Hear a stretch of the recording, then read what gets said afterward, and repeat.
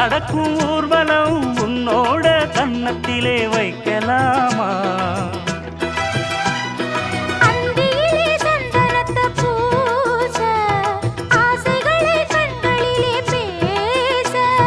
சேலையிலே நீ விசிறி வீச காலையிலே பார்த்த கண்ணு கூச என்ன சுகமோ எப்ப வருமோ என்னென்ன பண்ணுதையா